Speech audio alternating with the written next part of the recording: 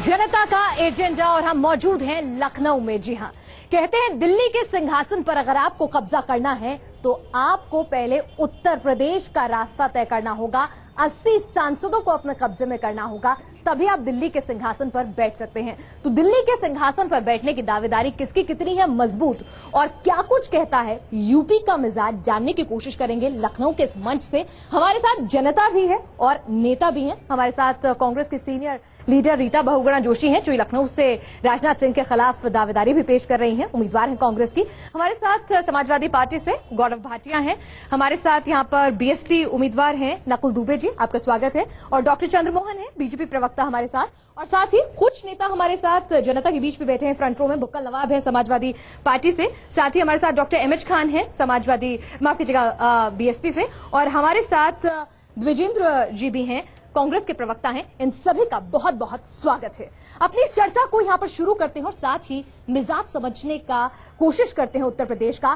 7 प्रधानमंत्री दिए हैं इस प्रदेश ने, लेकिन क्या वाकई में उत्तर प्रदेश सिर्फ सत्ता तक पहुंचने की चाबी बनकर रह गया या उत्तम प्रदेश बन भी पाया है? इन तमाम पहलुओं पर यहां बातचीत करेंगे। सबसे सीनियर लीडर हमारे साथ यहां पर रीता जी हैं। शुरुआत रीता जी आपसे। आपके अध्यक्ष, आपके उपाध्यक्ष, दोनों की जो संसदीय क्षेत्र है वो यूपी में आता है। राहुल गांधी की अगर हम बात करें तो सबसे ज्यादा वक्त उन्होंने उत्तर प्रदेश में ही गुजारा है, सबसे ज्यादा काम भी उन्होंने उत्तर प्रदेश में किया है।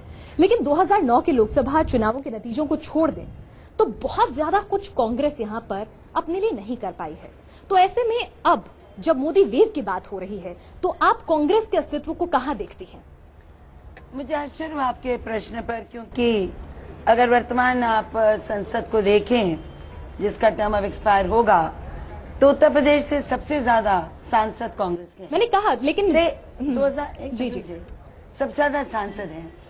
और हिंदुस्तान की जो राजनीति है वो अब हमारे मतदाता बहुत ही समझदार हैं। वो जब भारत की राजनीति देखते हैं तो जब प्रदेश का चुनाव होता है तो वो अलग तरीके से सोचते हैं, जब राष्ट्रीय चुनाव होता है तो अलग तरीके से सोचते हैं। क्षेत्रवाद इस देश की राजनीतिक अस्तित्व का एक हिस्सा बन चुका है। तो जो क्षेत्रीय पार्टियां हैं वो जब प्रदेश का चुनाव होता है तो उसमें अच्छा करती हैं और उसमें उनको अपने रीजनल एस्पिरेशंस बनते हुए नजर आते हैं। अब जब ये पार्लियामेंट का चुनाव है तो इसमें सीधे कांग्रेस और बीजेपी के बीच में लड़ाई होगी, संघर्ष होगा। और आपने जो कहा वेव, अगर इतनी अच्छी वेव थी तो गाजियाबाद छोड़कर लखनऊ आने की कोई जरूरत राष्ट्रीय अध्यक्ष को नहीं होनी चाहिए। जवाब ले लेते हैं, बाद में ले लीजिए। जी जी। और 80 सीटें थी, इतनी बड़ी वेव थी तो बनारस ही क्यों? आपने अपने 2 दिग्गज नेताओं को हटाकर 2 ऐसी सीटें पकड़ी जिसमें बीजेपी को लगता था कि हमारे ये दोनों जीत जाएंगे। अरे भाई वेव है तो कहीं से भी खड़े हुई है, आप तो जीत ही जाएंगे। सो लेट मी से ये सारा जो बुलबुला है ये बनाया गया, इसमें मीडिया का भी क्षमा कीजिएगा बहुत बड़ा हाथ है। तो कहीं कोई मीडिया को कोस देता है, कहीं कोई वेव नहीं। वोटर को आप उनकी बुद्धिमानी पे शक मत करिए, अंत तो गता ये मालिक है। चलिए, हम तो 2012 के नतीजों का भी रेफरेंस इसीलिए ही दे रहे थे क्योंकि हम वोटर की बुद्धिमानी पे शक नहीं करते हैं और जो भी हाल के जो चुनाव थे उनका भी इसीलिए हम शक ना करते हुए उनका उल्लेख किया मैंने, और कोई वेव या किसी चीज की बात करना मेरा मकसद नहीं था। डॉक्टर चंद्रमोहन जी, यहाँ पर उन्होंने कहा कोई वेव नहीं है, और यहाँ पर अगर हम बात करें तो 2-2 सीटों से लड़ना, गाजियाबाद छोड़कर लखनऊ आना, सुरक्षित सीटों का चयन करना, आखिर इसकी नौबत क्यों आ रही है? रीता जी ने प्रश्न तो वाजिब उठाया है। उत्तर प्रदेश ही सुरक्षित नहीं है तो कोई सीट सुरक्षित कैसे तलाश कर लेगा? आपके लिए कि किसके लिए? पूरे जनता के लिए, प्रदेश की जनता के लिए उत्तर प्रदेश ही सुरक्षित नहीं है। प्रदेश के राजधानी लखनऊ में मजिस्ट्रेट सुरक्षित नहीं है, उनके गले की चेन छीनी जाती है। तो कोई किसी दल का नेता कहां सुरक्षित ठिकाना तलाश कर लेगा? और क्या कोई और पार्टी का, किसी भी पार्टी का कोई भी नेता क्या इसके लिए बाध्य है? भारत में कोई भी व्यक्ति कहीं से जाके चुनाव लड़ सकता है।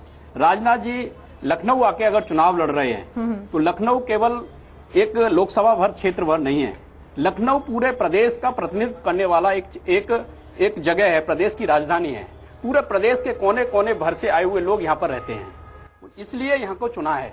कांग्रेस 2004 के बाद में और जो उत्तर प्रदेश की हालत हुई है, कांग्रेस का सपा को संरक्षण, सपा का समर्थन कांग्रेस को, चाहे केंद्र की सरकार हो या प्रदेश की सरकार हो, एक दूसरे का जो समर्थन लेने और देने का जो खेल चला है, उस खेल को रोकने के लिए भारतीय जनता पार्टी के कार्यकर्ताओं की मांग पर राजनाथ जी यहाँ पर आए हैं। मैं अभी गौरव जी से भी बात कर लेती हूँ। यहाँ पर रीता जी ने कहा कि क्षेत्रीय पार्टियों का जब राष्ट्रीय चुनाव होते हैं बहुत ज्यादा योगदान नहीं रह जाता है, बहुत ज्यादा लड़ाई उनकी नहीं है। आप कुछ कंटेंडर नहीं मान रही हैं आपको? देखिए, रीता जी बहुत ही वरिष्ठ नेता है, उनकी बात फिर भी जो है मैं उससे सहमत नहीं हूं। सबसे पहले जो उत्तर प्रदेश है, जो 1/6 हिस्सा है बहुसंख्या का, वो उत्तर प्रदेश से आता है। 80 सीटें आती हैं लोकसभा की। तो जो भी दल यहां बड़ा दल होकर निकलेगा वो खुद ही जो है राष्ट्रीय स्तर राजनीति में अपनी जगह बना लेगा।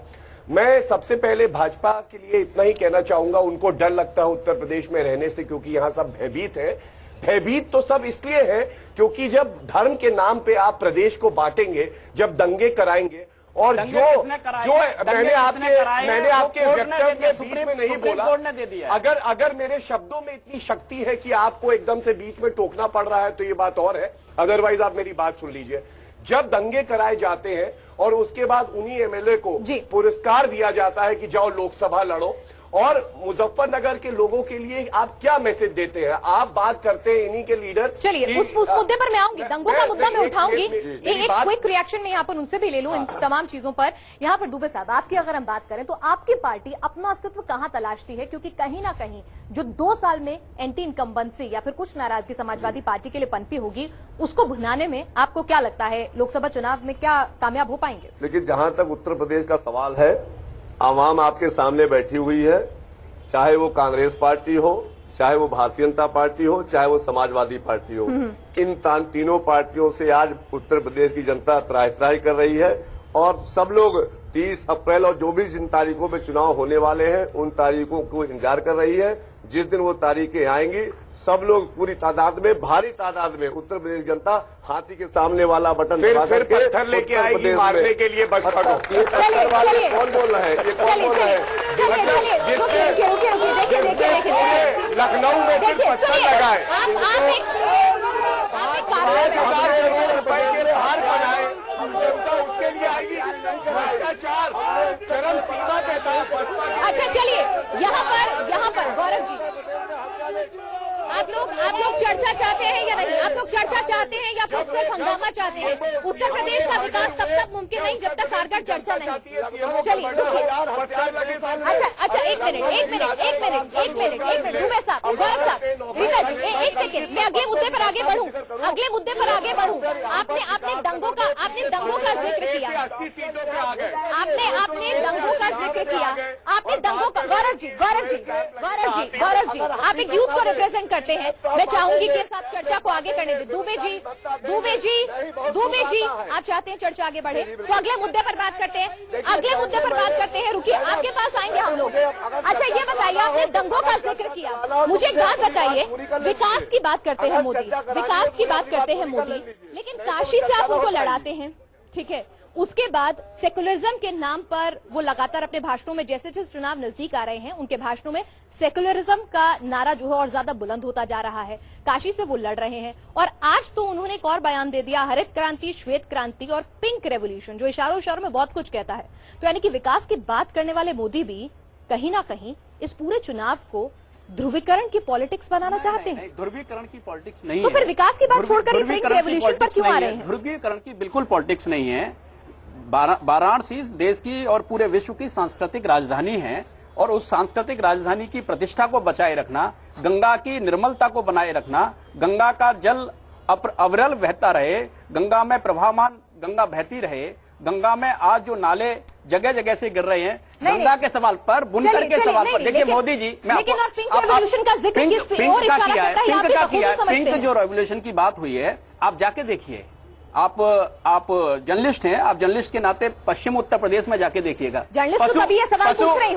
पशु कटान जितने बड़े पैमाने पर समाजवादी पार्टी की सरकार में हुआ है, वो आज किसानों के लिए एक समस्या बन के खड़ा हुआ है। की बात करती हैं तो वो मोदी जी कह रहे हैं वो एक अलग तरह से सांप्रदायिकता, घोर सांप्रदायिकता की ओर बढ़ रही हैं, और यहाँ पर मोदी जी एक अलग तरह से मैसेज देने की कोशिश कर रहे हैं। आपको क्या लगता है 21वीं सदी में खड़े होकर भी? आपका बिल्कुल गलत एनालिसिस है। देखिए, देश बहुत ही सेक्युलर मुल्क है, और इस समय सारी लड़ाई यही हो रही है, सांप्रदायिकता की और धर्मनिरपेक्षता की लड़ाई हो रही है। इस समय फासिस्टवाद और हिंदुस्तान के जनतंत्र को बचाने की लड़ाई हो रही है। और इसमें जो भी मिलेगा, अगर एक ग्रुप ऑफ क्लेरिक्स, अगर कुछ धर्मशास्त्री मिलते हैं और उनसे ये अपील होती है कि भाई आप इस देश के सेक्युलर फैब्रिक को बचाइए, इसमें क्या बुराई है? मैं आपसे भी कहूंगी बचाइए, हम मन से कह रहे बचाइए, ये लड़ाइए। देखिए, आपका जनतंत्र 3 ही बातों पर तो आधारित है। आपका जनतंत्र कॉन्स्टिट्यूशन क्या कहता है? भाई हम एक धर्मनिरपेक्ष समाजवादी देश है, हम एक धर्मनिरपेक्ष समाजवादी डेमोक्रेटिक नेशन है। तो ऐसी बात है, इन इश्यूओं को अगर उठाएंगे तो गलती क्या है? और जहां तक बात होती है ध्रुवीकरण की, ये दोनों मिलकर ध्रुवीकरण कर रहे हैं। और बीएसपी की तो एक आदत है, भाजपा और सपा। और जहां तक बीएसपी का सवाल है, गौरव जी, मैं आपसे पूछती हूँ, क्या आजमगढ़ से लड़ने का फैसला आप खुद ध्रुवीकरण की ओर नहीं अग्रसर हो रहे हैं? जहां तक बात सपा का सवाल, आप लोग शांत हो जाइए पहले, आपसे पूछेंगे। वर्कर लेकर आए हो। जी जी, गौरव जी आप बोलिए। हमें नहीं मालूम था। गौरव जी बोलिए। इस जनता में जो बैठे हैं, मैंने आपसे हिंदू भाई भी सांप्रदायिकता बैठे की हैं, बात पूछी। मुसलमान भाई भी बैठे हैं, और इस देश की प्रगति, डेवलपमेंट की बात करती है भाजपा, तभी हो सकती है जब हम लोग साथ चलें। अगर 80 सीटों पे अपने कैंडिडेट भाजपा देती है और एक भी मुस्लिम कैंडिडेट नहीं देती, जब गुजरात में कैंडिडेट देती है एक भी नहीं देती, तो क्या ये उचित है जब उनकी 17% जनसंख्या है? और इसके बाद हम कहते हैं कि सेक्युलरिज्म क्या है? सेक्युलरिज्म ये नहीं है कि आप धर्म की बात करें, लेकिन अगर कोई भी कमजोर वर्ग है, चाहे वो ओबीसी हो, चाहे एससी हो, चाहे मुस्लिम हो, आप उनके उठाने की बात करें। समाजवादी पार्टी का अगर हमने 15 लोगों को टिकट दिया है और बात कर रहे हैं। चलिए जनता के बीच में चलते हैं, जनता के बीच में चलते हैं। चलिए आप बताइए, आप खड़े हो जाइए। 15 जीत के आएंगे, इतिहास तो यूं ही बदल जाता है। चलिए, आपको क्या लगता है उत्तर प्रदेश की राजनीति कहीं ना कहीं फिलहाल सिर्फ सेक्युलरिज्म और सांप्रदायिकता के बीच उलझ कर रह गई है? सेक्युलरिज्म और सांप्रदायिकता के बीच है। इन लोगों को सिर्फ अपनी सीट चाहिए है और जनता की फिक्र नहीं है। जैसे समाजवादी पार्टी आज सवाल जवाब कर रही है, हम लोगों को सुरक्षा के नाम पर समाजवादी पार्टी ने क्या दिया? आज पूरी जनता सवाल कर रही है समाजवादी पार्टी से। यूपी की बात हो रही है, 75 सीटों की डिमांड समाजवादी पार्टी करती है कि हमको अपने जन्मदिन पर 75 सीटें दें। 75 सीटें किस दीवान पे मांग रही है? चलिए, एक तरफ यहाँ पर गौरव जी आज मुलायम सिंह जी का जो आपने उन्होंने कहा है वो भी सुना होगा कि शिक्षा मित्रों को परमानेंट नहीं करेंगे अगर वो उनके हक में वोट नहीं देंगे। ये कैसी राजनीति हो रही है? का जवाब मैं जरूर देना। जी बिल्कुल दीजिए, दोनों बातों का जवाब दीजिए। सबसे पहले जो आप सुरक्षा की बात कर रही हैं, तो सुरक्षा जो है हमारी प्राथमिकता रही है। और जितना सुरक्षा आप चाहे देखिए कि पुलिस का चाहे नियुक्ति हो, देखिए सिन्हा जी, अगर बीच में ऐसे बोलते रहना है तो ऐसे डिबेट नहीं हो पाएगी। आप बीच में बोलेंगे तो ये दिखाता है कि आप कमजोर हैं। अरे आपके लीडर ने जो किया है उसको उजागर करें। आपके सीएमओ 2 मार दिए गए जेल में, उसकी बात करें। सबसे ज्यादा कत्लेआम हुआ तो बसपा सरकार, देखिए यहाँ पर गौरव जी उजागर करे। गौरव जी भ्रष्टाचार के सबसे ज्यादा मुकदमे चले तो बसपा सरकार में चले। चलिए यहाँ पर आपको लगता है ये हमारे नेताओं की तस्वीर होनी चाहिए? शायद ये नेता नहीं, क्या है ये ठेकेदार है। चलिए यहाँ पर एक बहुत अहम बात कही है कि आप ये सब क्या हो रहा है? आप ये बात सुनिए, आप मेरी बात सुनिए, आप नीचे बैठिए पहले, आप नीचे बैठिए पहले। नहीं तो आप देखिए, अगर आपको सुनिए मेरी बात सुनिए आप, मेरी बात सुनिए आप। अगर आपको इसी तरह से बातचीत करनी है तो आप शो में मत रहिए, आप जनता नहीं हो सकते।